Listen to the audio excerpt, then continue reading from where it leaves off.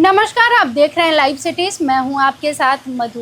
एक तरफ बिहार में बांकीपुर उपचुनाव को लेकर ऐलान हो चुका है और जन सुराज के सूत्रधार प्रशांत किशोर खुद ही ये उपचुनाव लड़ेंगे, ऐलान कर दिया गया है और बिहार में इसकी चर्चा तो तेज है ही। और दूसरी तरफ अगर भाजपा की बात करें तो भाजपा भी ज़ोरों शोरों से तैयारियों में लगी हुई है। 23 जुलाई को मतदान होना है, लेकिन इस वीडियो में हम चर्चा करेंगे विपक्ष की, यानी राजद की। तेजस्वी यादव नेता प्रतिपक्ष बिहार के हैं और वो अभी बिहार से गायब है, विदेशी यात्रा कर रहे हैं, विदेश का सैर कर रहे हैं। तो इस वीडियो में हम बातचीत करेंगे कि आखिर तेजस्वी यादव इतने निश्चिंत क्यों हैं और चुनावी बिगुल जिस प्रकार से यहाँ पर बज रहा है, जिस प्रकार से बांकीपुर उपचुनाव कितनी हॉट सीट है, इसको लेकर चर्चाएं बहुत ज़्यादा है। तो क्या तेजस्वी यादव इसको लेकर गंभीर नहीं है? तमाम मुद्दों पर बातचीत करते हैं और बातचीत करने के लिए हमारे साथ मौजूद हैं बिहार के जाने माने वरिष्ठ पत्रकार अरुण कुमार पांडे सर। सर, आपका स्वागत है। धन्यवाद आपको भी। सर, आखिर राजद में चल क्या रहा है? प्रशांत किशोर, जिनके बारे में ये कहा जा रहा है कि उन्हें कोई टक्कर नहीं दे सकता है, ऐसे में तेजस्वी यादव इतने निश्चिंत कैसे हैं? नहीं, देखिए, अभी दो बात है कि एक तो राजद में क्या चल रहा है ये सवाल आप कर रही हैं जी, और फिर दूसरा लगे हाथ आप कर रही हैं कि प्रशांत किशोर को कोई टक्कर नहीं। प्रशांत किशोर किसको टक्कर दे पाए? जी, 18वीं विधानसभा के चुनाव में तो वो मुख्यमंत्री बनने वाले थे और सर्वाधिक 238 सीट लड़े थे। 243 सीटें हैं और जमानत जब्त हो गई अधिसंख्य कैंडिडेट की। एक सीट पर वो सेकेंड रहे जी, और फिर कोई खाता भी नहीं खुला। तो ये कोई ऐसी बात नहीं है किसी को। हाँ, चुनाव लड़ रहे हैं प्रशांत किशोर अपने जीवन में पहली बार। अब तक तो चुनाव लड़ाते थे, कहते हैं कि वो प्रधानमंत्री बनाते हैं, मुख्यमंत्री बनाते हैं। जी, अब तक चुनावी रणनीतिकार थे, अपनी पार्टी भी बनाई, 4 साल से बिहार में एक्टिव हैं। जी, मुद्दों की कमी नहीं है उनके पास। बिहार के ज्वलंत मुद्दों पर वो चर्चा करते हैं और अपील भी है, खासकर जो पढ़ा लिखा समाज है उसमें अपील भी है। लेकिन अब वो खुद चुनाव भी इस्तेमाल कर रहे हैं, तो एक तो उनका भी इस बार डेब्यू एक तरह से कहिए, पहली बार चुनाव है उनका। और इस चुनाव में चर्चा तो प्रशांत किशोर की बांकीपुर सीट के लिए हो रही है, निश्चित रूप से हो रही है जी। वो 11 तारीख को नॉमिनेशन करेंगे और 6 जुलाई से नॉमिनेशन की प्रक्रिया शुरू हो गई है। 13 जुलाई तक नॉमिनेशन होगा। राजद जो पिछली बार भी लड़ा था, राजद की कैंडिडेट पिछली बार वो सेकेंड रही थी, रेखा गुप्ता, इस बार भी कैंडिडेट फिर से उनको दिया है। पिछली बार लगभग 51,000 वोट के अंतर से वो हार गई थी। और अभी जो भाजपा के राष्ट्रीय अध्यक्ष हैं नितिन नवीन, उन्होंने हराया था। 4 बार से लगातार वो जीत रहे हैं जी। और बांकीपुर की सीट शहर की सीट है, इसको भाजपा का गढ़ कहा जाता है। दो कैंडिडेट को आपने बता दिया जी कि एक तो प्रशांत किशोर और रेखा गुप्ता। अब रही बात बीजेपी की कि भाई इस पर नितिन नवीन की जगह कौन होगा कैंडिडेट? कोई होगा, निश्चित होगा ही। आजकल में उसकी भी घोषणा हो जाएगी जी। कल खुद नितिन नवीन भी पटना आ रहे हैं और सब परिदृश्य साफ हो जाएगी कि किसको उनकी जगह कौन कैंडिडेट होने जा रहा है। देखिए, ये शहर की सीट है, शहर में भी ऐसे भाजपा का थोड़ा दबदबा होता है और बाकी की सीट तो सच पूछे भाजपा का दुर्ग है। अब वो पहली बार बिहार में बीजेपी की सरकार बनी है, पहली बार सम्राट चौधरी मुख्यमंत्री बने हैं, तो भला जो पार्टी के अध्यक्ष ने सीट खाली की है वो सीट उनके लिए कितनी प्रतिष्ठा की सीट है, सहज समझा जा सकता है। तो ये लिटमस टेस्ट भी है एक तरह से सम्राट चौधरी के लिए भी और नितिन नवीन के लिए, उनकी खाली सीट के लिए उपचुनाव हो रहा है। और ये अभी इस राजपाट में, मतलब सम्राट चौधरी के इस अभी तो 100 दिन भी पूरे नहीं हुए हैं। एक चुनाव में तो हार का सामना करना पड़ा और अब बक्सर की स्थानीय निकाय सीट की जो चुनाव हुई थी वो एनडीए की सीट छीन गई, राजद ने जीत लिया था। अब ये दूसरा विधानसभा का चुनाव है। प्रशांत किशोर के आने से निश्चित रोहित तो समूह की दृष्टि चली गई है कि प्रशांत किशोर लड़ रहे हैं तो कैसा मुकाबला देते हैं। वो तो कहते हैं कि भाई हम 5 साल जो नतीजा हम यहाँ संघर्ष करेंगे, बिहार में सत्ता परिवर्तन करेंगे जी। लेकिन एक बात तो तय न हो गई कि बीजेपी के खिलाफ 2 भाजपा विरोधी पार्टियां कैंडिडेट हो गई, मतलब भाजपा विरोधी मतों का विभाजन होगा जी। और भाजपा विरोधी वोट है वो एकजुट नहीं रहेगा। और मैं देख रहा था कि महागठबंधन में भी कहीं ना कहीं घमासान है, उधर कांग्रेस की भी शिकायत थी जी। तो कुल मिला जुला कर एक क्या परिदृश्य बनेगा, एक सवाल है। अब जो सबसे बड़ा सवाल आप लेकर आज चर्चा बैठी हैं तेजस्वी यादव की कार्यशैली पर कि बिहार में चुनाव की सरगर्मी और तेजस्वी चले विदेश सैर पर, यूरोप के कंट्री पर। देखिए, अभी तो तेजस्वी की कार्यशैली पर दल के ही अंदर अब सवाल उठने लगे हैं अभी राजद का यह स्थापना वर्ष है, 30वां स्थापना वर्ष है। 5 जुलाई को स्थापना वर्ष मना, और उसके पहले इस पार्टी के जन्मोत्सव का जो समारोह है 5 दिन पहले 1 तारीख को ही पार्टी कार्यालय में हो गई। लालू जी भी उस थे, और उसमें सबसे बड़ी बात एक आईना दिखाया। पार्टी के राष्ट्रीय उपाध्यक्ष हैं, विधानसभा के 2 बार स्पीकर रह चुके हैं, उदय नारायण चौधरी ने वो क्या कहा सुनेंगे आप। मुझे तो लगता है कि यदि उसका वीडियो अवेलेबल हो तो ज़रूर चलाइए। वो कहा कि भाई तेजस्वी जी से मेरा अनुरोध आग्रह है कि आप कार्यकर्ताओं से मिलिए, कार्यकर्ता के लिए खिड़की दरवाज़ा खोलिए कम से कम 2 घंटा के लिए। जो लोग आते हैं 3 दिन 4 दिन पटना में रहकर चले जाते हैं, आपसे भेंट नहीं होती है।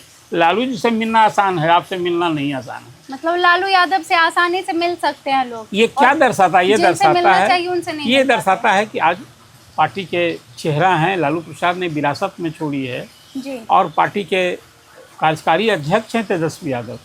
अभी असेंबली का सेशन भी 20 तारीख से शुरू होगा। पता नहीं असेंबली के सेशन में भी कितना दिन, 5 दिन का सेशन है। अभी तो अनुभव हुआ कि जितना दिन असेंबली का सेशन होता है उस सेशन में भी पूरी मीटिंग वो नहीं रहते हैं।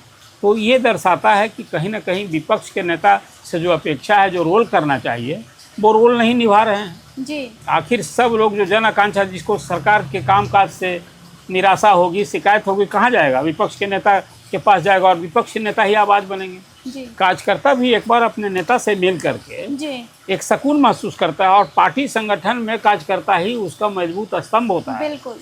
तो कार्यकर्ताओं से यदि ऐसा व्यवहार हो या ऐसा अप्रोच हो तो इसको तो अच्छा नहीं। हर पार्टी में जी। नेताओं को अब आम लोग से पीपुल्स कनेक्ट होना चाहिए, कार्यकर्ताओं से बिल्कुल मिलना जुलना चाहिए जी। लेकिन ये हालत बनी है तो ये तो तेजस्वी यादव के भी आत्म मंथन करने की, आत्मचिंतन की जरूरत। आखिर ये पार्टी में आवाज़ उठी, और उस दिन उदय नारायण चौधरी ने जमकर ताली बटोरी थी। हालांकि उसके पहले दबी जुबान से अब्दुल बारी सिद्दीकी ने भी ये बात कही थी कि लालू जी सबसे मिलते थे। मैंने उनका प्रकांतर था तेजस्वी की तरफ ही था कि आप भी थोड़ा सा अब मिलिए जुलिए लोगों से।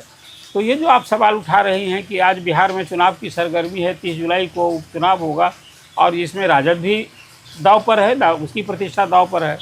पिछली बार वो सेकेंड था जी। तो विपक्ष के नेता को तो रहना ही चाहिए, अपेक्षा लोग कार्यकर्ता भी करते हैं। आप वो सवाल लेकर आज बैठी हैं, लेकिन अभी सोचना किसको है पार्टी के अंदर। आपको याद होगा कि एक चुनाव के बाद खून उनकी बहन ने भी आवाज़ उठाई जी, रोहिणी। तो घर से भी आवाज़ उठ रही है तेजस्वी की कार्यशैली पर, पार्टी के अंदर भी सवाल, और विपक्ष तो ताना मारेगा ही जी। बिल्कुल, विपक्ष तो ताना मारेगा कि देखिए ये पार्टी के अंदर क्या उनका कोई बहुत गंभीरता से अपने काम को नहीं लेते हैं। लेकिन सर क्यों सवाल यही उठता है कि आखिर इतने निश्चिंत क्यों है? कुर्सी जाने का डर नहीं है क्या? तेजस्वी लालू प्रसाद के बेटे हैं, वो कभी लालू प्रसाद नहीं बन सकते हैं। लालू प्रसाद संघर्ष से बढ़ते। आज भी राजद मुख्य विपक्षी दल है और बिहार की राजनीति की धुरी है, चाहे लालू प्रसाद सत्ता में रहें या विपक्ष में रहें, तो राजनीति की धुरी है बिहार में जी। और अब उनकी बेटे हैं तेजस्वी यादव, जो विपक्ष के नेता हैं, 2 बार डिप्टी सीएम भी रह चुके हैं जी। और अब जनता जरूर अपेक्षा करती है विपक्ष नेता से कि वो लोगों की आवाज़ बने। बिल्कुल, लेकिन अब वो नहीं होते हैं तो अब इसको क्या कहेगा? देखिए, संघर्ष से वो उपजे हुए नहीं हैं, वो लालू प्रसाद की विरासत के लिए। हाँ, तो इसलिए कहा जाए कि जो कुछ उनकी कार्यशैली है उन्हें आत्ममंथन करना चाहिए। आखिर दल के अंदर ऐसी आवाज़ उठ रही है, और सही में जब तेजस्वी पार्टी के नेता हैं, उनकी उपस्थिति और न उपस्थिति दोनों में अंतर नहीं पड़ेगा क्या? सर, यहाँ पर एक और सवाल पूछना चाहते हैं कि जिस तरह से प्रशांत किशोर को लेकर बिहार में डंका बज रहा है और बीजेपी का गढ़ तो बांकीपुर को कहाँ ही जाता है, तो क्या ऐसे में हम राजद को इस चुनाव से बाहर समझ सकते हैं? नहीं, देखिए, ऐसा कहना बिल्कुल न्यायोचित नहीं होगा जी। अभी पिछले चुनाव में बिहार, मैंने आपको कहा कि बिहार की राजनीति की 2 धुरी है जी। एक और यदि बीजेपी है जदयू के साथ, तो दूसरी ओर राजद है, राजद की अगुवाई में और सारी पार्टियां हैं, कांग्रेस और वाम दल लेफ्ट वाले। तो अब इसमें प्रशांत किशोर तो एक तीसरा विकल्प बनने की कोशिश न कर रहे हैं जी। अभी जो लड़ाई होगी, मैंने आपको कहा कि पिछली बार भी लड़ाई हुई थी बीजेपी और राजद में जी। प्रशांत किशोर की भी पार्टी का कैंडिडेट था, उसको 4% वोट मिला था जी।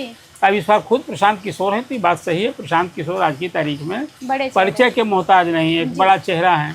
अब वो चुनाव आए हैं तो नेचुरल है, लोग देखेंगे कि प्रशांत किशोर इस चुनाव में कितना मैटर करते हैं जी। एक बात मैं कहता हूँ कि विपक्ष का यदि एक साझा उम्मीदवार होता जी, तो बांकीपुर उपचुनाव का परिदृश्य कुछ और होता। बिल्कुल। लेकिन जब भाजपा के विरोधी वोट बटे दिखेंगे जी, एक और जहाँ राजद भी है और शांत किशोर भी हैं, जी, तब आप सहज समझा जा सकता है कि बांकीपुर उपचुनाव का नतीजा क्या होगा।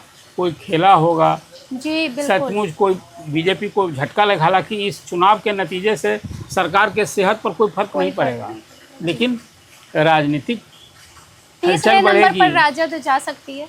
फिर ये आप भविष्यवाणी करवा रही हैं, अभी तो वोटिंग भी नहीं हुई, अभी नॉमिनेशन भी नहीं हुआ जी, है। जी। ये कहना मुनासिब होगा क्या? जी, अभी कौन होगा दूसरा? अभी लड़ाई इसकी है। बिल्कुल, अब फिर किसे जीतना है? एक तो जी। पार्टी जीती हुई है बीजेपी, जी, उसको अपना कस्बा अब बता।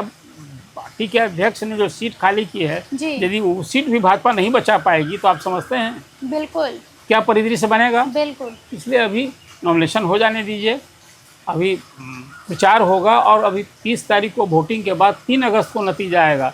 तब तक तो कम से कम कौन 1 नंबर होगा, कौन 2 नंबर होगा। लेकिन फिलहाल अभी कहा जा सकता है कि विपक्ष का जो वोट बटेगा, जी, भाजपा विरोधी वोट बटेंगे, जी। तो उसका नतीजा क्या होगा, किसके लिए जीतना आसान होगा, असर तो होगा। ये समझना चाहिए। जी, तो तमाम बातें आपने सुनी है। नेता प्रतिपक्ष तेजस्वी यादव अभी विदेश का सैर कर रहे हैं, तो ऐसे में सैर तो वो कर ही रहे हैं, लेकिन इसी के बीच बिहार में तैयारियां भी चल रही है। देखना ये होगा कि आगे चलकर क्या परिवेश होता है और क्या परिदृश्य बदलते। तमाम बातें आप तक पहुंचाएंगे। जुड़े रहें आप हमारे साथ। आपका भी हमारे साथ जुड़ने के लिए धन्यवाद सर। आप देखते रहें लाइव सिटीज़ बिहार की तमाम खबरों के लिए बहुत धन्यवाद।